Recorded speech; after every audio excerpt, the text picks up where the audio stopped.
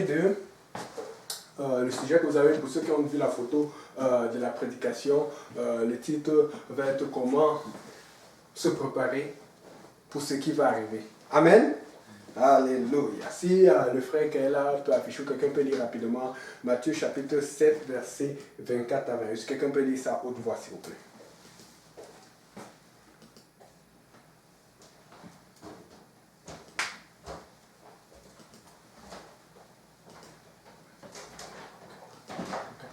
Je vais essayer d'aller rapidement puisqu'on a beaucoup de...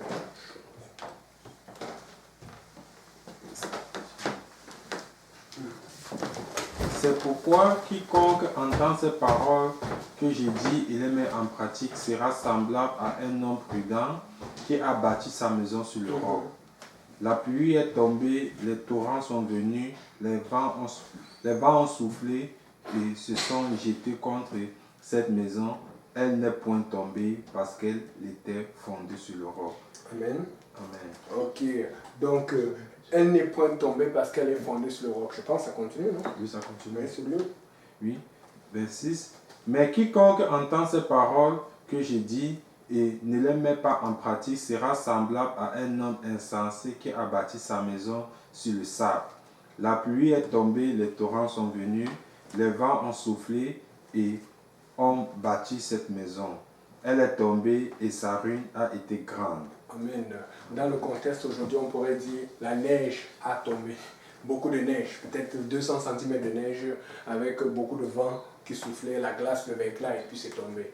Donc on sait que dans la parole du Seigneur, dans la présence du Seigneur, on s'attend à être prêt. Il faut se préparer. Et quand tu construis une maison qui doit être solide, ça va prendre plus de temps avec les fondations qui doivent être bien faites, avec la construction qui doit être solide et fiable. Maintenant, dans ce cas-ci, je vous laisse apporter 7 cas, 7 points. On va les traverser rapidement parce qu'on veut vraiment prier aujourd'hui. 7 points essentiels que nous avons besoin de savoir pour savoir comment être prêt. C'est une répétition, mais je vais le dire comme ça. 7 points essentiels que je vais partager aujourd'hui. Mais nous devons nous préparer à quoi? La première chose à laquelle nous devons nous préparer, c'est l'enlèvement. Parce qu'avec les événements qui arrivent maintenant, nous devons être conscients que l'enlèvement peut arriver n'importe quand. Amen. La venue du Seigneur peut être à n'importe quel moment, n'importe quelle minute, seconde, tierce. Nous devons être prêts parce qu'il arrive des troubles partout. Si vous remarquez, il y a des guerres partout, il y a des gens qui se maltraitent, qui se tuent. Je regarde, mais des fois, on empêche maintenant de publier ça sur Facebook et sur YouTube, c'est un site, mais c'est justifié aussi parce que c'est trop violent. Mais beaucoup de gens, pour condamner la violence, commencent à publier ce qui se fait en ce moment. Mais il y a des jeunes ou des personnes pas jeunes qui font des meurtres maintenant juste pour le plaisir ou pour qu'on passe pour que ça passe à la télé. Il y a des atrocités qui se font sur des enfants, sur des parents de famille. Le mal est devenu tellement mal que les gens sont devenus tellement insensibles. Et souvent, quand tu fais un mal qui est mal, on se dit que c'est moins grave que le mal que l'autre a fait, donc c'est acceptable. C'est à ce point que le mal commence à mettre la pression sur nous autres. Et nous ne devons pas accepter cette pression. Donc, et on dit qu'est-ce qui arrive? D'autres personnes disent le vaccin. Quelqu'un m'a écrit cette semaine sur Facebook pour me poser des questions sur le vaccin. Je vais en parler tout à l'heure. Je reviens. Mettons ça se pose d'abord parce que ça va être intéressant. Donc, il se passe un peu de tout ici, là. Vous ne pouvez pas dire qu'en ce moment-là, vous savez, personne ne peut dire qu'il n'y a pas quelque chose qui est bizarre, qui est étrange. Mais est-ce que quelqu'un peut commencer à penser au Seigneur avec tout ce qui se passe? Je donne un exemple. Qui ici a reçu le message du gouvernement alerte Covid? Alors, je pense que tout le monde a reçu, n'est-ce pas? Et ce n'est pas une fois, plusieurs fois. Bon, après, il y a un message, quelqu'un qui avait été enlevé et tout, qu'on a retrouvé. Mais n'empêche que tout le monde ici a déjà reçu ce message au moins une ou deux fois. Et si tout le monde, tous les cellulaires existants au Québec ont reçu ce message, c'est que c'est sérieux. Donc tout le monde est sûr qu'il y a quelque chose qui se passe. Il y a quelque chose qui est réel. Mais si tout le monde qui recevait ce message de cellulaire pouvait penser à Dieu, que nous avons besoin de nous préparer pour le retour du Seigneur, est-ce que ce n'est pas Dieu qui a permis cela? Et même quand ils envoient ces messages, je me demande, j'ai toujours tendance à me demander, mais qui a donné mon numéro au gouvernement? Mais bon, c'est juste, c'est juste une pensée comme ça. Donc, et mon frère dit Fido, ok. Ça va être intéressant. Donc, dans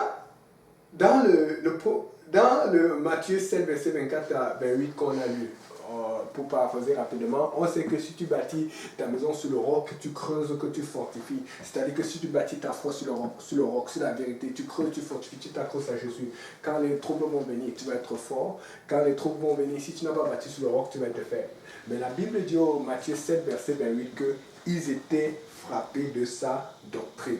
Et c'est ce que je ressens que Dieu veut faire aujourd'hui pour quelqu'un. Quelqu'un qui est déjà dans l'église, quelqu'un qui est déjà sauvé, ou quelqu'un qui n'est pas dans l'église et qui n'est pas encore sauvé. Dieu veut te frapper de sa doctrine. Dieu veut te frapper par son esprit. Dieu veut que ça t'amène à quelque part de spécial. On va parler d'un exemple de quelqu'un qui a été frappé, qui avait une certaine direction, qui n'était pas si mauvaise que ça, mais qui a été frappé par l'Esprit de Dieu, qui a été frappé par une façon de faire différente et qui a apporté, et cette touche de Dieu a apporté un changement définitif et incroyable dans son ministère. Frère, tu peux mettre le premier partage sur Charles Jean. Ok, merci beaucoup.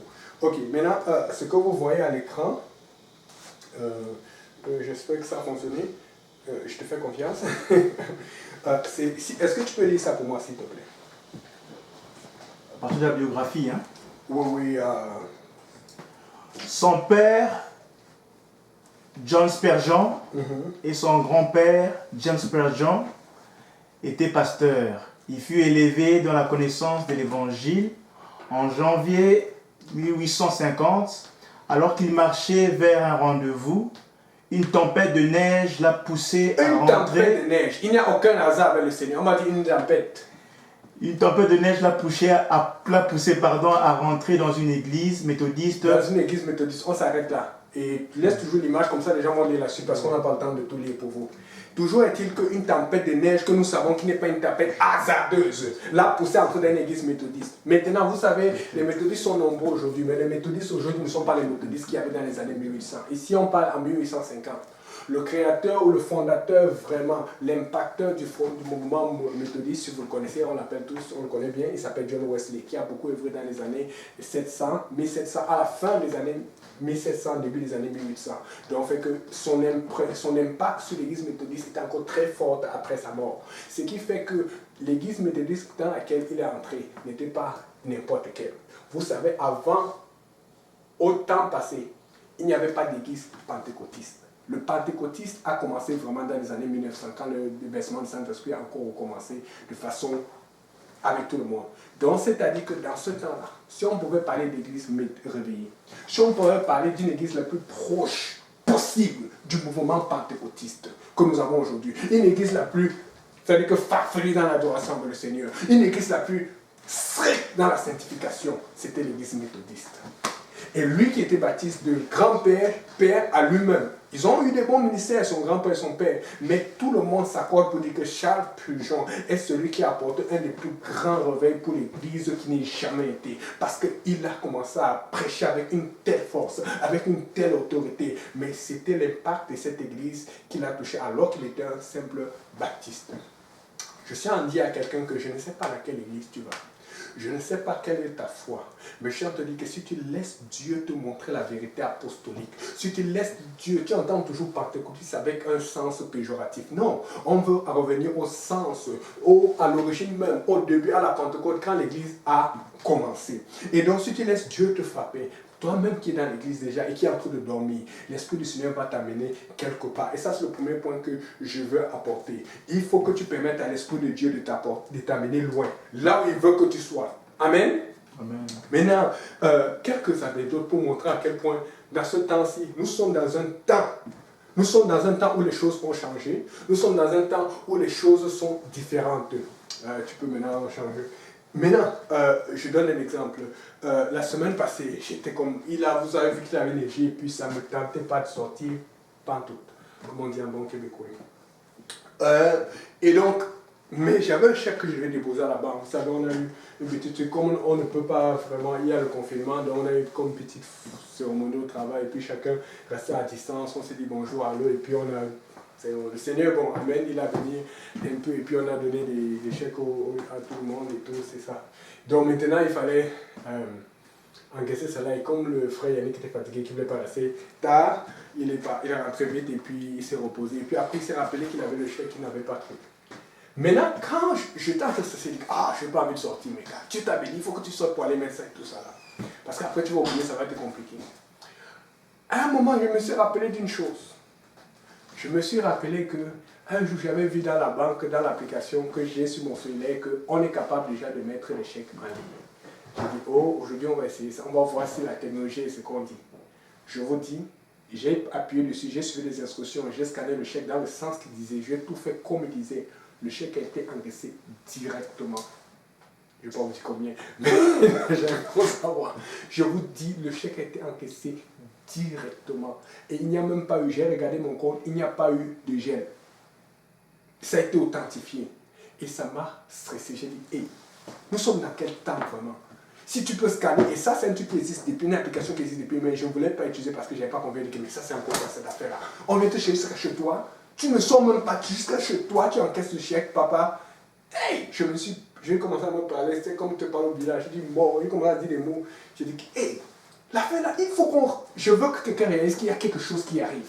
Tu ne peux pas juste rester vivre ta vie comme si de rien n'était. Il y a quelque chose qui se passe. Il y a quelque chose qui est différent. Et donc nous devons faire quelque chose. Nous devons nous préparer. Parce que si cette chose arrive alors que tu n'es pas prêt, de la même façon que Dieu a dit que la personne qui était sage a battu sur le roc, si tu n'as pas battu sur le roc, quand le vent va tomber, quand la pluie va frapper, ta maison va tomber. Ta foi va tomber. Ton salut va tomber. Ta vie va tomber. Amen. Alléluia. Et donc, la deuxième chose, nous devons accrocher et croire à l'évangile. Le message que nous devons prêcher, c'est le message de l'évangile. Vous savez, il y a un adage qui dit, chez nous, les vieilles mamies font la bonne sauce. Amen. Quand tu veux la bonne sauce là, tu prends les vieilles mamies qui ont le fond brûlé et tout ça là, mais qui a cuisiné pendant longtemps. Et tu fais la sauce, je ne sais pas comment ça fait, mais bon, j'ai eu ça de ma fait quand même. Tu ne sais pas comment elle faisait, mais le goût là, il y a un goût de la sauce qui est là-dedans. Amen. Pour ceux qui aiment beaucoup la sauce, moi j'aime beaucoup la sauce quand je mange. Ok. Maintenant, je vais partager ma première vidéo. Donc, frère Valérie Kalash Consultant, on va faire le premier test. On va voir ce que ça donne.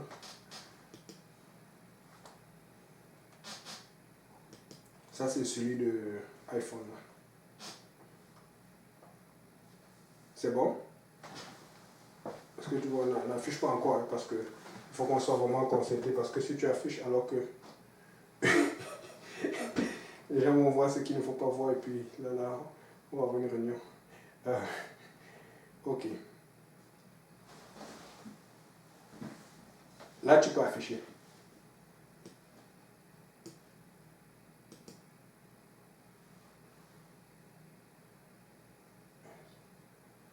Le volume là ne sort pas comme je voulais. Ok, on va faire avec. Pourtant, je voulais mettre le volume. Vous voyez, non? Ça donne? Ok. Maintenant, si je vais passer rapidement parce qu'on a d'autres vidéos à passer. Si vous voyez ça, ça c'est la nouvelle technologie. Je vous ai parlé du chèque qui est scanné maintenant. Je vous ai parlé du truc. Et n'oubliez pas que l'autre chose que je vais apporter, c'est que dans le chèque, il faut toujours écrire le nom. C'est-à-dire qu'un chèque avant, c'est toujours un chèque aujourd'hui. Il y a toujours des façons à faire. Tu dois mettre le nom, il faut y avoir ta signature. Je l'ai signé. Maintenant, vous regardez ça, ce sont les rails. Comment ils font aujourd'hui? Vous avez vu comment c'est impressionnant. Ils mettent ça dans des grosses machines. Si vous voyez les choses technologiques qui se font en ingénierie aujourd'hui ou ailleurs, c'est comme impressionnant. Et avec ça, là, aujourd'hui, ils sont capables de faire des rails 10 à 20 fois plus rapidement que dans le temps. Ils le font rapidement avec des gros contrats. Ça coûte plus cher parce que les machines coûtent plus cher, mais avec la technologie qui se fait de plus en plus à notre endroit, les prix ne font que diminuer. Ok? Ça devient quelque chose de standardisé. Maintenant, on va avancer un peu plus, vous allez voir, c'est tellement bien fait, c'est incroyable. Et puis après ça, ils vont faire du soudage, ils vont faire des trucs, ils vont faire d'autres opérations, et puis ils vont verser de sable dessus là. Et puis, ok. Donc, j'ai utilisé les rails parce que tout le monde a vu des trains chez nous, en Afrique ou ailleurs. Tu as vu un train ou des rails, ou tu vois même des rails pour ceux qui feront le métro. Tu sais ce que c'est qu'un train ou des rails. Ok, mon frère, tu peux revenir maintenant à la vidéo sur moi, comme ça je peux cacher mon écran. Merci. Maintenant, vous allez voir, de la même façon que j'ai parlé du chèque, il y a quelque chose qui revient là-dedans dans les trains. Vous avez vu qu'on utilise toujours 2 barres de fer. deux barres de fer, un à droite, un à gauche, et tu vois qu'il y a des lignes. Si tu regardes des vidéos ou des photos anciennes des trains, tu vas voir que c'est la même chose. Peut-être le matériel a été plus travaillé, peut-être que le bois a été mieux travaillé, peut-être que les distances ont été écartées pour des trains plus larges, mais n'empêche que tu vois toujours quasiment le même design. Le design qui fonctionnait avant est le même design qui fonctionne aujourd'hui. Mais ce qui a changé, c'est quoi? Les méthodes.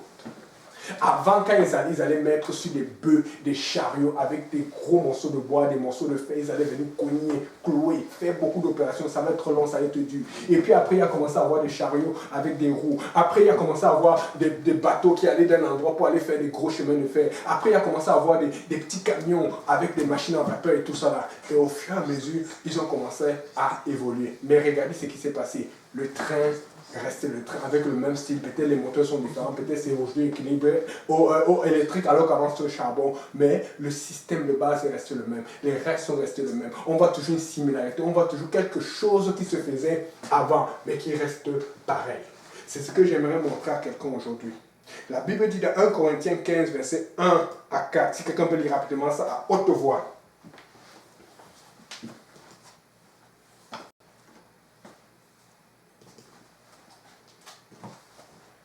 Personne n'est là? 1 Corinthiens 15, verset 1 à 4. Je vous rappelle, frères, l'évangile que je vous ai annoncé, que vous avez reçu, dans lequel vous avez persévéré et par lequel vous êtes sauvés. Amen. Si vous le retenez tel que je vous l'ai annoncé. Amen. Autrement, vous auriez cru en vain. Autrement, vous aurez cru en vain. Cet évangile, c'est le même qui a fonctionné quand l'Église a commencé à grandir, quand l'Église est née. Et c'est le même qui doit fonctionner aujourd'hui. Ne vous laissez pas influencer par ces gens qui disent que non, on n'a pas besoin du baptême au nom de Jésus. Tu as encore besoin du baptême, tu as encore besoin de la repentance, tu as encore besoin du baptême du Saint-Esprit avec l'évidence du parler en langue. Rapidement, acte de 38, Pierre leur dit, repentez-vous que chacun de vous soit baptisé au nom de Jésus pour le pardon de vos péchés et vous recevrez le don du Saint-Esprit. L'évangile ne change pas, le message ne change pas, le message reste le même. Certes, les méthodes changent. Vous avez vu que beaucoup de gens, je vois tout le monde, le pasteur Serge, le frère Mourian, le frère Boas, le pasteur Roll, je vois beaucoup de gens qui sont high-tech. Je sais qu'aussi le pasteur Abou maintenant pour le direct à l'Est, comme ils n'utilisent plus l'Internet, puisqu'ils sont à l'ancien baptisme avec maintenant le compte, il y a un compte qu'il doit faire avec son iPad. Je ne sais pas comment il fait ça là, mais il a un mécanisme qui fait sur iPad pour utiliser Internet pour fournir l'Est. Même pasteur Abou est dedans. Je vous dis que même pasteur Abou est dedans. Les méthodes ont changé, mais l'évangile reste le même. On doit s'ajuster. Oh, j'étais content quand le chèque là est rentré dans mon compte et je ne suis pas sorti. Le chèque est encore. Je vous dis, j'étais content. J'ai dit, ça m'a sauvé du temps. Mais je dois faire attention parce que ce temps-là, ça veut dire que je dois trouver un moment de prier. Plus parce que Dieu m'a sauvé du temps. Amen. Donc, j'insiste là-dessus. Dis à ton voisin, les méthodes changent. Mais le message ne change pas. Ok, maintenant, et on sait qu'on a beaucoup de nouvelles méthodes. Il y a Zoom, il y a Facebook, il y a Instagram, il y a YouTube. On ne va pas rentrer dans tout ça là-dessus. Là. On a déjà prêché dessus récemment. Et c'est ça. Mais l'autre troisième point, on a parlé déjà de 2 points. Le premier, je rappelle, c'était de permettre à l'Esprit de Dieu de te frapper, de te toucher, de te changer de direction si tu es dans la mauvaise direction. Deuxième, l'évangile. Troisième point, c'est de s'accrocher aux convictions reçues, c'est-à-dire la sanctification, la doctrine et l'expérience qu'on a vécue. Nous avons une expérience avec Dieu. Nous sommes à l'église, mais je le dis, peut-être pas vous, peut-être certains, pas tout le monde, mais il y a certains là qui sont là mais qui ne sont plus là. Il y a certains qui sont là mais qui ne croient plus, qui attendent seulement on m'a tué, non, moi je suis dans cette église. Vous n'êtes pas convaincus. Est-ce que vous savez comment les gens sont quand ils sont convaincus dans leur doctrine? Il faut qu'il y ait là. Deuxième partage. Je vais vous montrer une sœur d'une autre religion, musulmane. Vous allez voir comment eux ils font. Parce que des fois on se dit que chez nous là on souffre, on sait comment c'est difficile. Et il faut que vous compreniez pourquoi vous devez être des modèles de lumière là où vous êtes. Là, est-ce que tu vois? Ok. Est-ce que vous voyez ce que je vois? Vous avez vu comment les photos basket? Le basket reste le basket, c'est le même jeu avec un panier. Mais est-ce que vous voyez son habillement? Elles ne sont pas gênées. Regardez tout le monde qui sont à côté là. Je suis sûr que les premières fois qu'elles ont commencé à jouer, on les a insultées, on s'est moqué d'elles. Mais elles ont tellement insisté, elles ont tellement continué qu'on s'est habitué. Mais regardez comment elles jouent même le ballon. En tout cas, moi, je suis qu'un contre un. La fille là va me battre. Je ne suis même pas bon au basket. Mais je sais qu'il y a beaucoup de gens qui sont bons au basket qu'elle peut battre. Regardez, je vous dis, tu vois sa façon d'aller. Elle n'est même pas ralentie, comme si elle hésitait pour dire que le foulard même, ça ralentit dans l'air. Peuple de Dieu, pourquoi c'est les gens qui doivent montrer leur conviction plus que nous? Alors que nous avons le Dieu qui est dans la vérité. Moi, je ne comprends pas. Comment les gens peuvent être aussi décidés dans ce qu'ils croient? Mais qu'est-ce que nous faisons? Nous allons dire quoi au Seigneur? Oh Seigneur Jésus, aide-nous. Maintenant, regardez un peu. Nous allons arriver à... Désolé, vous savez pourquoi il faut changer maintenant, parce que là, dès que tu prends une vidéo, ça te propose quelque chose, dès que l'autre finit. On n'est pas là pour... C'est ça. Ça va? Ok, attends un peu. Je sentais qu'il y avait quelque chose qui allait arriver. Oh, ok, d'abord tu reviens ici. Tu vas toujours revenir, après maintenant tu fais ça. C'est bon? Ok. Désolé, nous sommes toujours en formation. Et ça, ils maîtrisent déjà tout. C'est parce que ça, là, c'est un truc que je viens de changer récemment, là, un nouveau modèle pour pouvoir mieux afficher, que tout le monde voit et que tout le monde ait du plaisir et soit édifié, pas seulement ait du plaisir, mais reçoive dans le nom du Seigneur Jésus. Amen. Maintenant, on va continuer. On a beaucoup de partage à faire aujourd'hui. On ne va pas lâcher. Je sens que le Seigneur veut parler à quelqu'un. Il y a quelqu'un qu'il ne faut pas lâcher aujourd'hui, qui va se décider à servir le Seigneur. Alléluia, Seigneur. Je sens l'Esprit du Seigneur. Maintenant, oh, Satan. Je vais vous montrer une autre photo dans le temps. Attends un peu. Je vais chercher d'abord. Après, tu vas afficher parce que là, tu risques de me tuer. Ok. Vas-y maintenant. Tu vois? Ça, je sais plus c'est... c'est Chris Evans Sport Woman of the Year. Ça, c'est en 1976. Ça, c'est la photo d'une très grande joueuse de tennis qui était très forte. L'une des meilleures dans le temps. Regardez comment elle a posé en raquette. Et ça, c'est... elle a posé pour Sport Illustrated. Aujourd'hui, si tu regardes les couvertures de Sport Illustrated, parce que j'ai regardé dans les nouvelles, parce qu'il y a certaines personnes qui n'étaient pas supposées faire ça, qui ont fait cela. Les couvertures de Sport Illustrated, tu ne peux pas faire la différence vraiment entre ça et souvent là. Il faut que tu fasses attention à ce que je veux dire. Mais ce n'est pas loin de la nudité exagérée. C'est incroyable. Vous voyez comment la conviction était avant. Et on parle de 1967, il n'y a pas tellement longtemps que cela. Aujourd'hui, tu n'es plus capable. Les enfants pouvaient voir ça et regarder, voilà un modèle. Regardez la couverture. C'était automatique. Mais il y a des gens qui trouveraient ça offensant si tu prends une raquette, tu t'habilles comme cela. Aujourd'hui, il faut que tu aies le moins d'accoutrement possible si tu es une personne reconnue. Parce que plus tu es reconnu, moins tu es accoutré. Non, moi dans l'église, je sais que plus tu es reconnu, plus tu es couvert. Amen. Est-ce que tu peux dire ça à ton voisin, à ta voisine? Plus tu es reconnu, plus tu es couvert ou tu es couvert si tu es une femme. J'insiste là-dessus. On va continuer. Il faut que la conviction, on tape quelqu'un aujourd'hui. Donc, ce que j'ai remarqué, c'est que il faut être convaincu et zélé en allant dans les réseaux sociaux.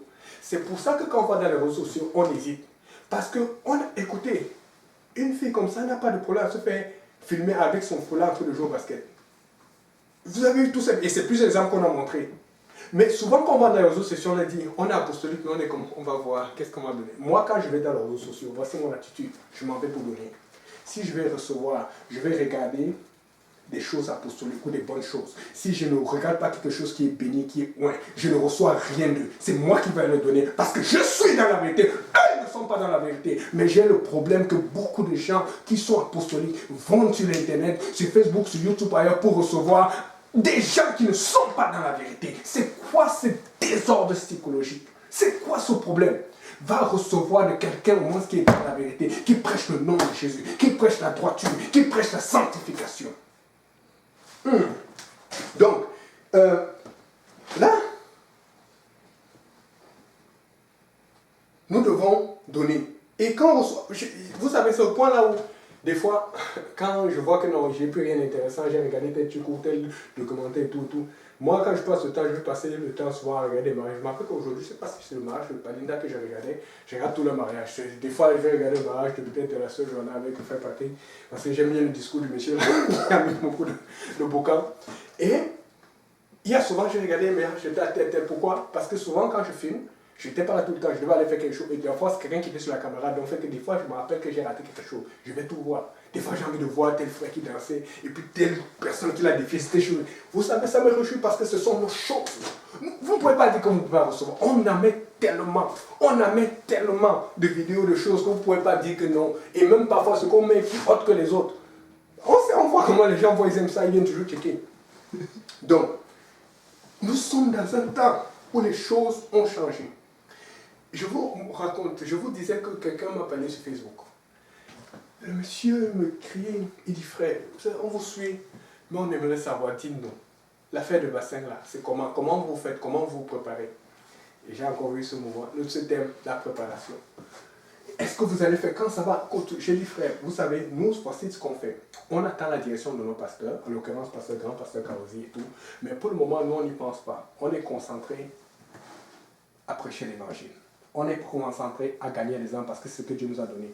Nous savons, je vais insister que nous savons, nous croyons que la tribulation va arriver après l'enlèvement. Nous croyons, je dis, on peut vous montrer les preuves et tout, mais vous devez continuer de prêcher l'évangile. Cherchez à gagner les âmes, cherchez à vivre pour Dieu, à vous repentir et à changer. Voilà le message que Dieu vous donne à quelqu'un. Les gens sont tellement concentrés sur le vaccin que tout le monde se fait piquer, ça tout ça. Concentre-toi sur le Seigneur, prêche l'évangile. Mais quand tu fais cela, et tu n'as plus le choix, parce que ça c'est le moment tellement de prêcher l'évangile, c'est le moment tellement de servir Dieu, que si quelque chose arrive comme cela, et que ce n'est pas dans la volonté de Dieu, et que tu n'es pas prêt ou que tu n'es pas pour cela, tu dois être quand même prêt spirituellement, pour que quand Dieu te parle, tu seras capable. Parce que si tu ne te prépares pas, ça va arriver ce qu'on a dit au départ. Le vent est tombé, la pluie est tombée, tout a poussé, mais la maison a été renversée. Tu ne peux pas être renversé. C'est pour ça que tu dois t'accrocher à Dieu plus que jamais maintenant. Tu dois t'accrocher à Dieu comme tu ne l'as jamais fait de toute l'histoire de ta vie. Amen. Juste une minute. Je vais juste faire un changement rapide. On continue, désolé. C'est juste que le matériel, on va être sûr que... Attends, il faut que je change ça. Je vais mettre ça. Oh, parce que j'ai mis tout le truc vraiment pour pouvoir vérifier. On est toujours là, juste 2 minutes. Ouais, pourquoi c'est plus facile de travailler derrière les caméras que de prêcher. En plus, quand tu prêches, le diable te vise avec tout le monde. Il t'envoie tout, les raquettes, les flèches.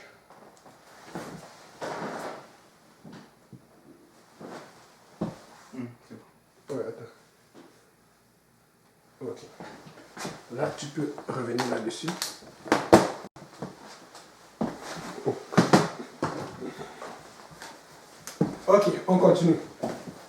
Désolé pour cette distraction temporaire qui nous a créé un petit inconvénient. Oh, maintenant, on était... Ouais, c'est ça. Donc, je parlais de cela. Nous devons être prêts parce que si nous ne sommes pas prêts, ce qui va vous être proposé, si ce n'est pas dans la volonté du Seigneur, vous allez l'accepter par peur. Par peur d'être ostracisé, d'être éloigné, d'être mis de côté, d'être persécuté. Moi, je n'ai pas peur. J'ai peur de Dieu. Si tu as peur de Dieu, tu ne vas pas avoir peur de l'homme. Si tu as peur de Dieu, si tu as la crainte de Dieu, tu vas continuer à l'amour de Dieu. Il faut que tu aies l'amour parfait du Seigneur. Amen. Ok. Maintenant, le 4e point. On avance, on arrive à la fin. Le 4e point, c'est de donner gloire à Dieu partout avec nos convictions, comme vous avez vu tout à l'heure. Amen. On va partager notre vidéo tout à l'heure. On va voir l'exemple d'un tennisman qui était dans une situation compliquée. Et c'est là où il a donné gloire à Dieu. Et bizarrement, sa situation a changé subitement. Vous savez, Dieu veut qu'on bénisse nos enfants comme cela. C'est pour ça que Dieu veut que nous apprenions à nos enfants, à nos familles, toutes les affaires de Dieu. Et avec force, l'école du dimanche, toutes ces choses, c'est important. Tous ces sœurs que vous voyez travailler à l'école du dimanche, que ce soit la sœur Carole, la sœur Loretta, c'est tout un ministère, la sœur Jolie, sœur Morgane, toutes ces personnes que vous voyez, sœur Marie-Carmel, continuez, parce que vous avez l'avenir.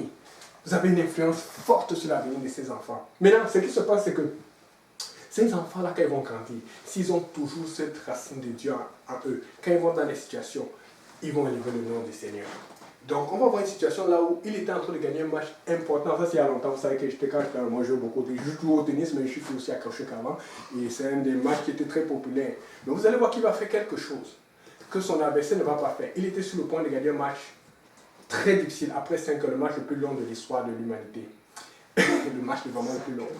Et puis maintenant, après qu'il était sur le point de gagner ce match, mais subitement l'opposition est arrivée, il était en train de perdre pour une raison qu'il ne peut pas expliquer. Là, il a commencé à paniquer.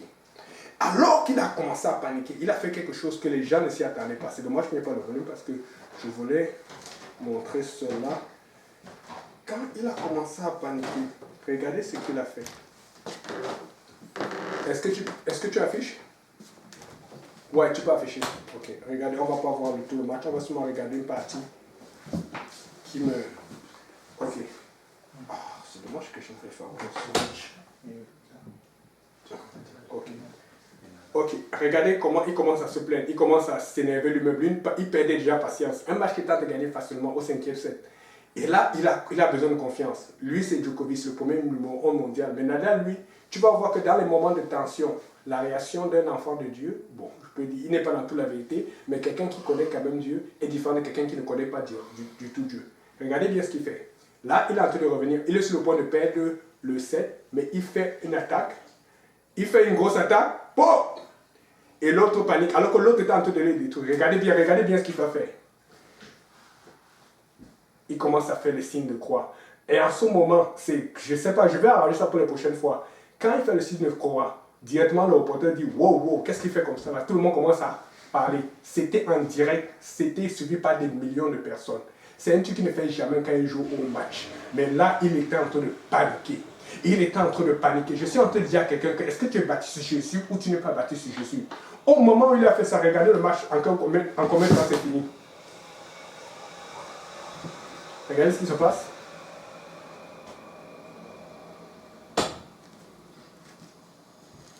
C'est comme si quand il a fait ça, il a retrouvé, regardez, la balle qui vient d'arriver de toucher le filet. Regarde comment il regarde encore Dieu, il dit, parce que la balle qui a touché le filet, c'était une balle qui était normalement supposée réussir, mais elle est partie cogner le filet, et il a pris l'avance à cause de cela. À cause de cela, il est sur le point maintenant de gagner subitement, alors qu'il était sur le point de perdre.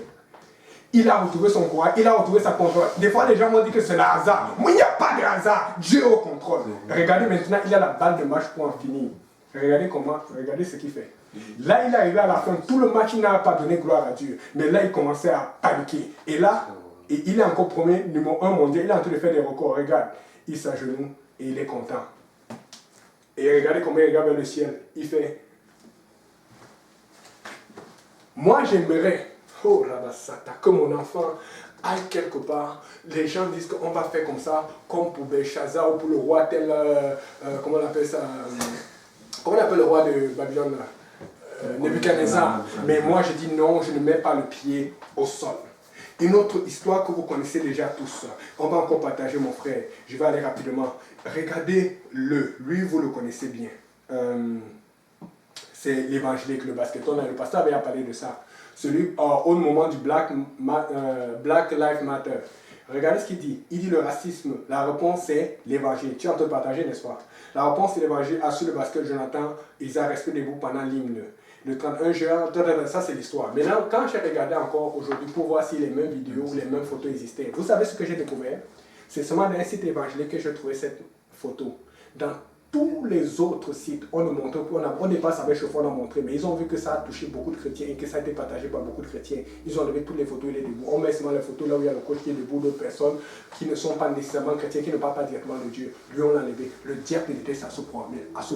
Si on a enlevé les photos de quelqu'un sur tous les réseaux sociaux non chrétiens, parce qu'il a dit la solution c'est l'évangile, c'est parce que la solution c'est l'évangile. C'est parce que c'est ça qui va transformer ce monde. Ils ont compris, ils ne veulent pas ce message. Tu veux le message qui va transformer le monde, c'est l'évangile, le baptême au nom de Jésus-Christ, le baptême du Saint-Esprit avec l'évidence par la repentance et la sanctification.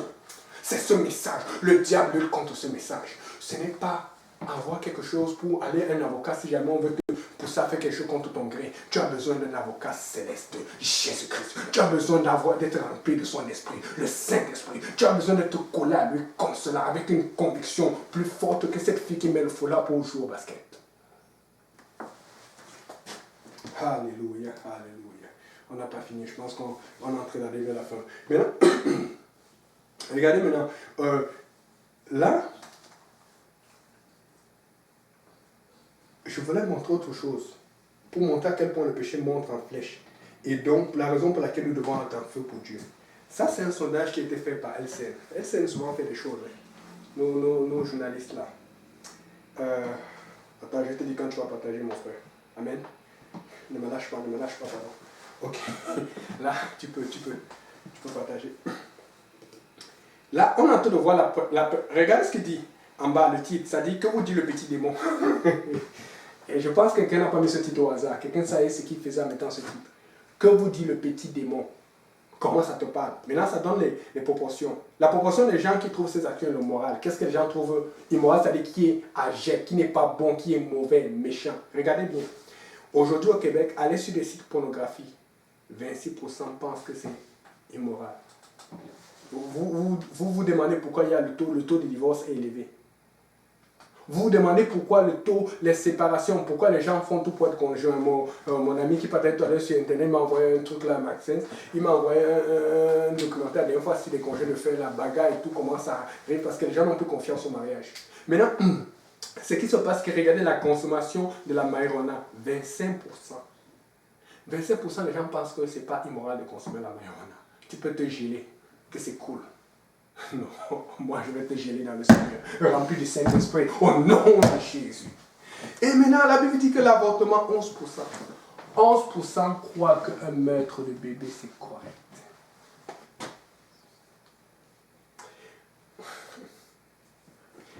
Avoir une relation homosexuelle, 9%.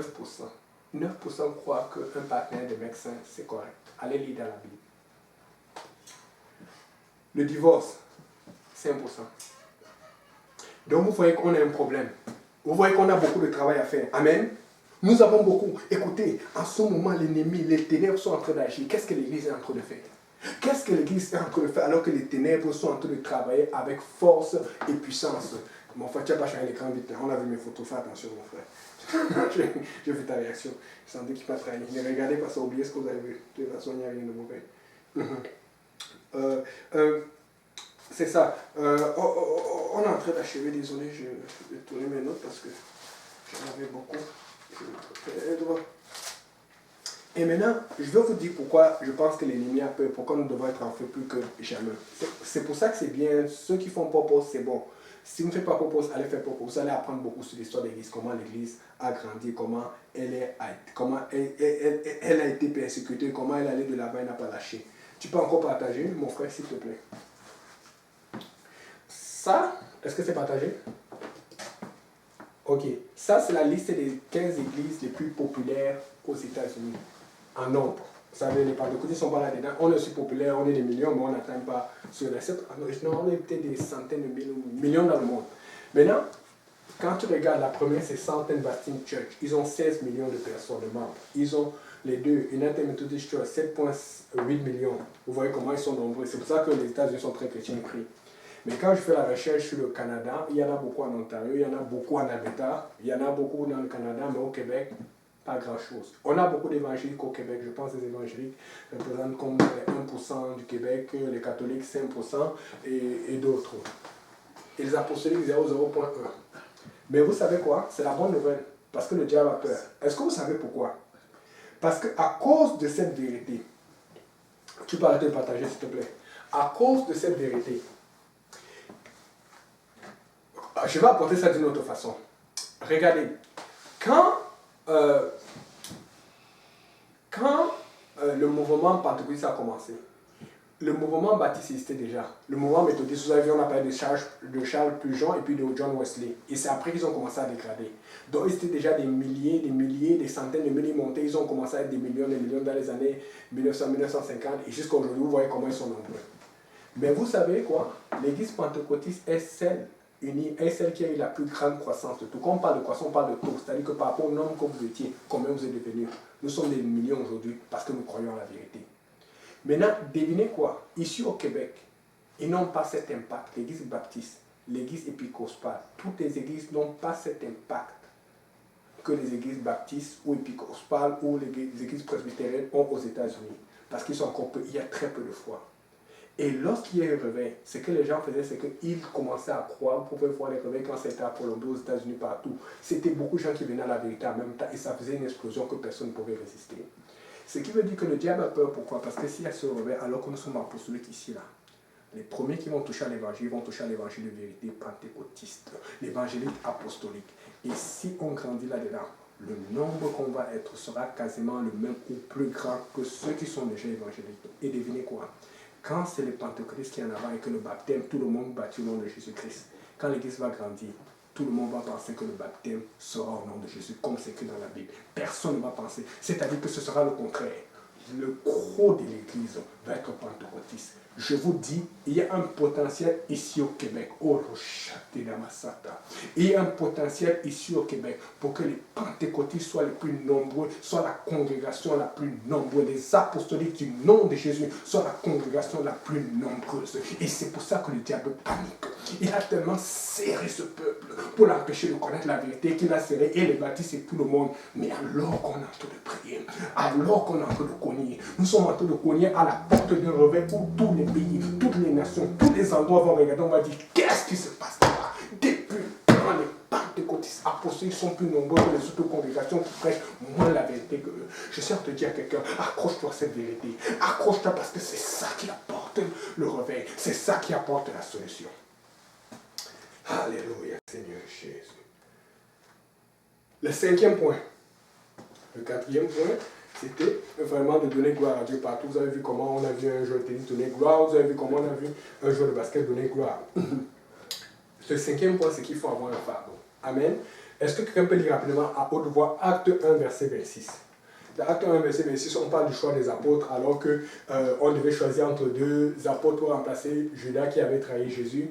Ils ont choisi entre Justice et Matthias. Je ne sais pas pourquoi ils n'ont pas choisi Justice, parce que la Bible dit que Justice surnommait le juste.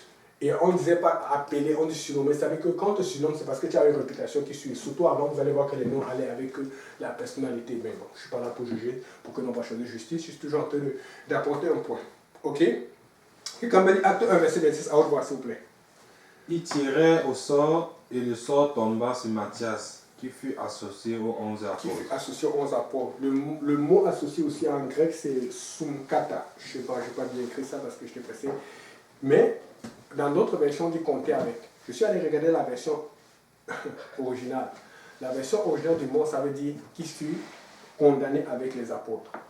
Donc, fait que quand on t'associe avec les apôtres, le mot même, ou compter avec les apôtres, le mot, c'est pas ça. Le mot original, c'est condamné avec les apôtres. Ce qui veut dire que, écoute, on parle des 12 apôtres du Seigneur Jésus. Il y a une place. Je ne sais pas pour vous. Même si on dit que c'est dur, comment je veux être là-dedans. Parce qu'on va dire, partout dans la vie, qu'on va sortir ton nom. Quand les gens vont parler dans les églises, on va dire que voilà, les apôtres, on donne ton nom. Tu es comme, yeah! Mais voilà comment Dieu appelle cela. Toi, tu penses que tu es associé. Toi, tu penses que tu es content, mais la Bible considère que tu es condamné. Parce que le fardeau, c'est une condamnation. C'est-à-dire que tu vas prendre les problèmes des gens sur toi. Tu vas prendre les condamnations des autres. Tu vas prendre le fardeau des autres. Écoute, en ce moment, tu dois avoir un fardeau. Tu dois avoir un fardeau pour quelqu'un, pour les hommes. Tu dois avoir un fardeau pour les Québécois, c'est les Québécois. Tu dois avoir un fardeau pour ce peuple. Tu dois avoir un fardeau pour ton voisin, pour ta voisine, pour la famille de quelqu'un. Tu dois avoir un fardeau, amen, pour ta famille même, comme d'habitude. Maintenant, il choisit, ce n'était pas un plaisir. C'était une condamnation pour la gloire du Seigneur Jésus. Amen. Mais il y a autre chose, le sixième point que je vais apporter. La fidélité pour réussir le choix. Relis toujours dans Acte 1, descend verset 21. Très important. S'il te plaît, à haute voix.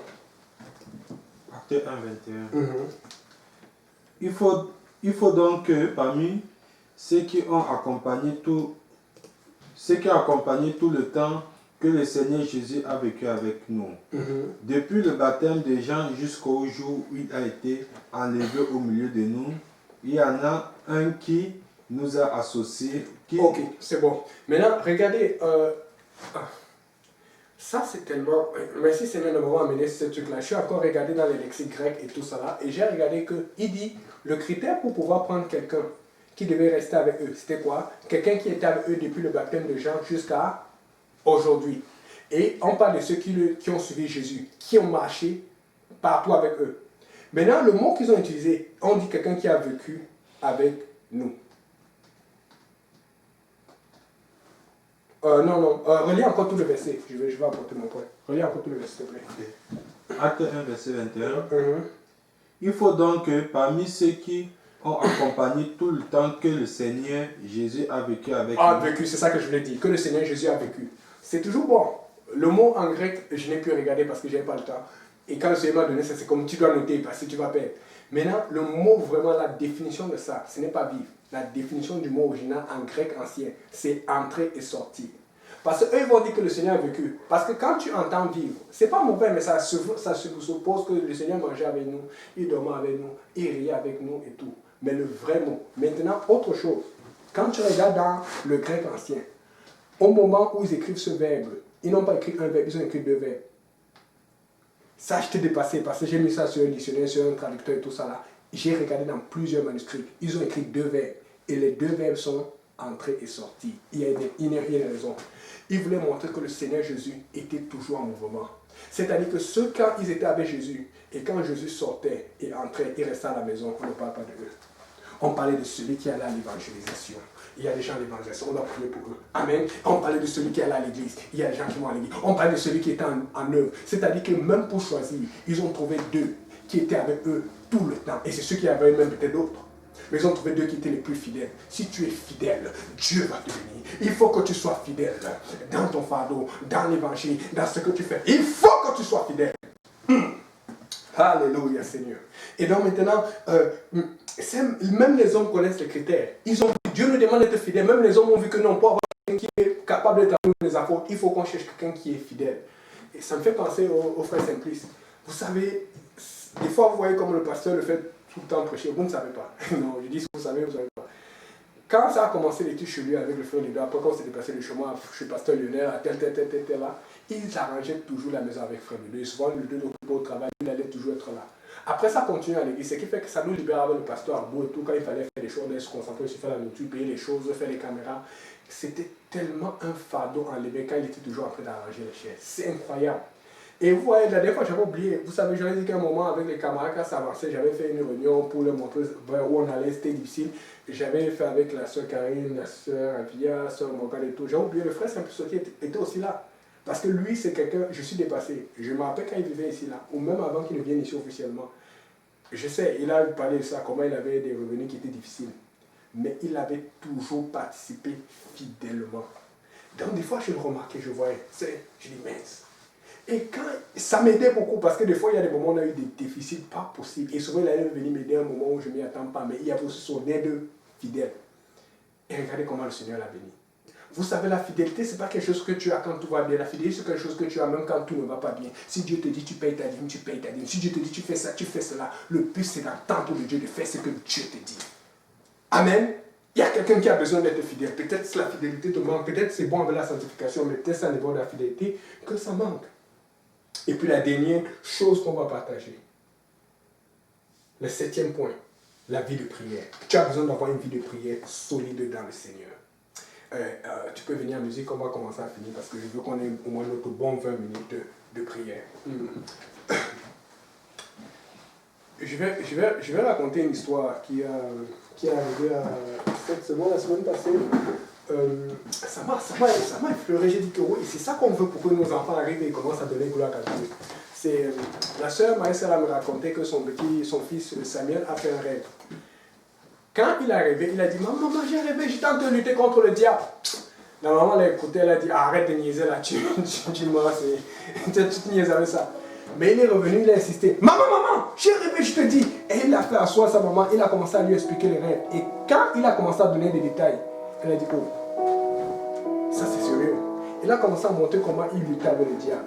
Il a commencé à montrer comment il se battait, comment c'était dur, comment il y avait tellement de choses d'engagement. Et à la fin, il a dit quelque chose qui a fait ce que ça me manque. Il dit, quand j'ai fini, Dieu était fier de moi. Comment est-ce qu'il a reconnu le diable? Comment il savait que c'était le diable? Comment il savait que c'était Dieu? Je ne sais pas.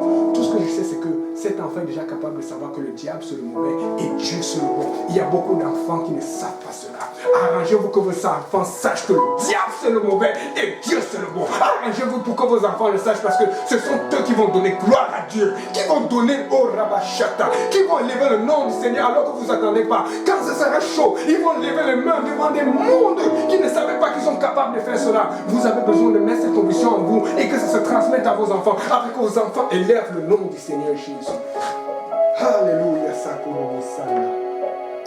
Un dernier verset pour conclure.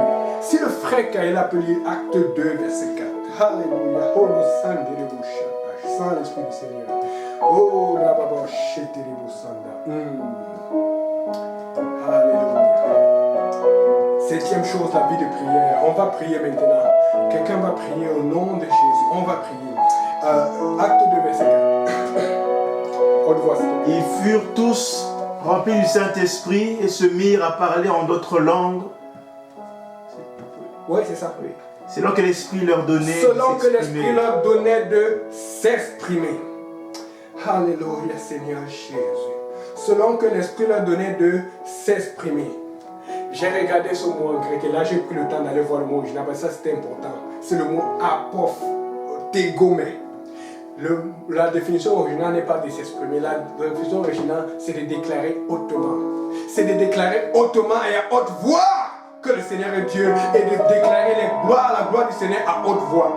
Vous savez, le niveau de conviction que nous devons avoir, c'est un niveau que quel que soit l'âge, la personne doit venir à Dieu, prêcher à tout le monde. On va finir avec ce dernier partage, cette dernière vidéo, après avoir partagé le dernier verset. Si tu peux partager encore une dernière fois. Après ça, tu vas revenir. Attends, je vais juste te reconnecter. Dis-moi si c'est bon. Alléluia, Seigneur Jésus, ouais, c'est bon. Ok. Ok, ça c'est le frère que vous connaissez bien, le frère Robert. Amen. Le frère Robert est très âgé, je ne vais pas dire son âge pour l'exposer. Mais regarde à quel âge il se fait baptiser. Parce qu'il a cru à la vérité. Quelqu'un ne vient pas vous dire que les gens ne se baptisent pas. Quelqu'un ne vient pas vous dire que le baptême au nom de Jésus-Christ est caduque. Il faut que tu te fasses baptiser aujourd'hui si tu n'es pas encore baptisé. Il faut que tu crois en Jésus aujourd'hui. Il faut que tu reçoives le Saint-Esprit avec l'évidence de parler en langue aujourd'hui. À quel âge on peut se baptiser? À n'importe quel âge. Si tu es encore vivant, tu peux te faire baptiser. Si tu es paralysé, tu peux te faire baptiser. Si tu es encore vivant, tu peux recevoir le Saint-Esprit. Si tu es paralysé, tu peux recevoir le Saint-Esprit. Quelle que soit ta condition, n'hésite pas à obéir au message du salut aujourd'hui. Parce que Dieu te parle. Alléluia, Seigneur Jésus.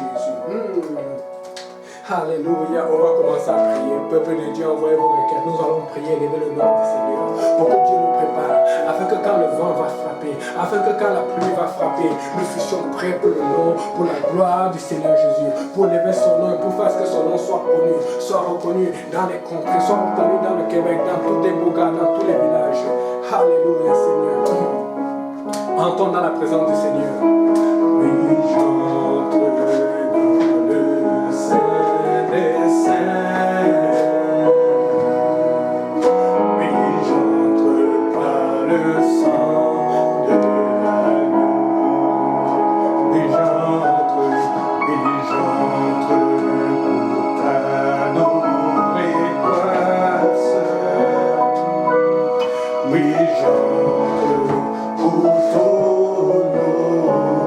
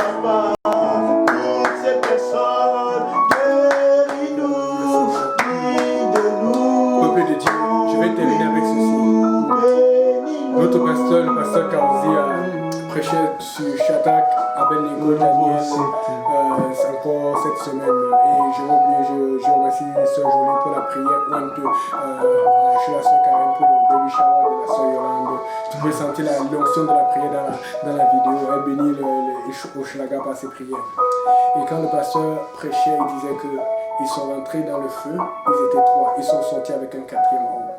Si tu ne rentrais pas dans le feu, tu n'allais jamais sortir avec le 4e homme qui représente la délivrance du Seigneur. Si tu ne rentres pas dans le feu, tu ne vas pas sortir à l'éclat dans la gloire du Seigneur Jésus. Il faut que tu rentres dans le feu.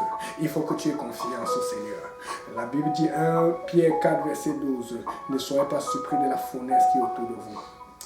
J'ai appris que nos autorités, ce sont des rumeurs, d'autres disent que c'est vrai, d'autres disent que c'est confirmé. Mais toujours est-il que je vous avais dit que ça avait commencé comme ça, mais ça ne fait qu'aller de mal en pire.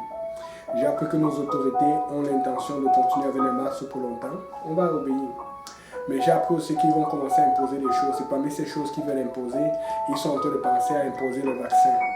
Oh Seigneur, aide-nous. Maintenant, est-ce que ce cas sera, comment Dieu va nous parler en ce moment si ça arrive? Est-ce que ce sera comme Shadrach, Meshach et Abednego? Comment est-ce que tu vas être? Est-ce que tu vas être comme ce joueur de tennis quand c'était chaud ici vraiment il a commencé à déclarer? Est-ce que tu vas être comme ce joueur de basket? Parce qu'eux ils étaient peu. Mais est-ce que je sens déjà des gens, des frères, des soeurs, je peux le sentir dans l'esprit qui tremble et dit que oh si ça m'arrive, ça va arriver comment? Au moment où je pars, si ça dégrade dans les 2 jours, si ça dégrade au début de 2021 alors qu'on attend une meilleure année, comment est-ce que tu vas faire? Si tu n'es pas prêt comme le roc, si tu n'es pas bâti sur le rocher, tu ne vas pas t'en sortir quand ça va chauffer. Parce que ça ne fait que dégrader. Comment est-ce que tu vas faire? Je peux te dire une chose, que Dieu s'attend à ce que l'église se tienne. Si tu tiens maintenant, tu vas pouvoir te tenir après. Si tu attends de regarder toujours au pasteur ou au frère tel ou au pasteur tel, Dieu va s'arranger, même l'ennemi, pour que tu sois isolé et que tu dois faire ton choix. Tu vas faire comment? C'est pour ça que cet esprit ne doit pas se mettre dans ta maman, dans ton voisin, dans ta voisine. Cet esprit doit être en toi, il doit agir en toi fortement. Tu dois être prêt pour ce qui arrive. Si ça ne dégrade pas, gloire à Dieu. Mais si ça dégrade, sois prêt. Je peux vous dire que je suis prêt. Sois prêt pour le Seigneur. Sois prêt pour lui donner gloire. Sois prêt pour invoquer son nom. Sois prêt pour montrer. Parce que tu vas être comme Sadak et Abednego. Quand tout le monde s'est agenouillé, ils sont montés, donc ils étaient visibles de tout le monde. Là où tu vas te trouver, que ce soit ton travail, que ce soit ton école, que ce soit où que tu sois, sur la rue, que ce soit au supermarché, où que tu sois, quand tu vas te tenir pour Dieu, tu vas être très visible. Choisis aujourd'hui, vais-je être visible pour le Seigneur ou vais-je me cacher? Moi j'ai décidé d'être visible pour le Seigneur Jésus. Que Dieu vous bénisse. Alléluia, Seigneur Jésus.